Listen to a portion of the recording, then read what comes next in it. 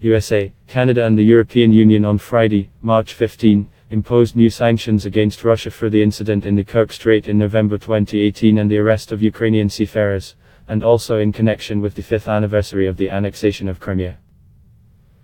The President of Ukraine Petro Poroshenko called the joint actions of Canada and the United States powerful and true transatlantic blow to Russia's plans to occupy the Sea of Azov and the Kerch Strait. The Office for Foreign Assets Control of the U.S. Treasury Department, OFAC, has added to the sanctions list 6 people and 8 companies in response to Russian aggression in Ukraine. The restrictions are directed against individuals and legal persons involved in unjustified attacks of the border service of FSF of Russia on the ships of the Ukrainian Navy in the Black Sea near the Kerch Strait, explained in the OFAC. The United States and our transatlantic partners will not allow Russia's aggression against Ukraine, which continues to go unnoticed, said the Minister of Finance of the USA Steven Mnuchin.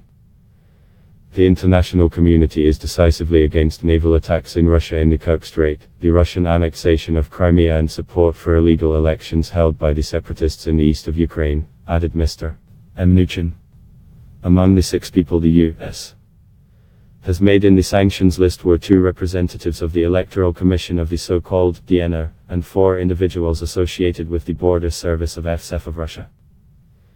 The statement of Canada explained the introduction of sanctions that the actions of the Russian Federation is a significant breach of international peace and security that has resulted or could result in a serious international crisis.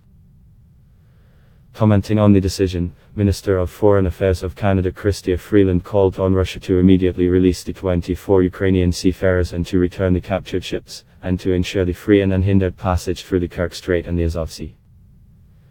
To broad sanctions list of 114 people in Canada, except the head of Rosneft Sechin, has made a particular of the head of the Russian State Bank Dean Andriy Kostin, the assistant to the President of Russia Andrei Fesenko and the head of the Roskomnadzor, Alexander Zhurov. Also on the list were the governor of Tula region Alexei Dumin, worked in the security service of the Russian president, the head Regwad Viktor Zolotov and Deputy Minister of Energy Andriy Sherzov. The U-Council earlier on Friday, March 15, expanded sanctions for actions that undermine or threaten the territorial integrity, sovereignty and independence of Ukraine. New EU sanctions will affect 8 Russians. This including the head of the border service of the FSF in Anakona Crimea and Sevastopol Sergei Stankovich, Deputy Andrew Shine and the captains of the ships, Don, Emerald and Suzdal. Simultaneous commenting on U.S.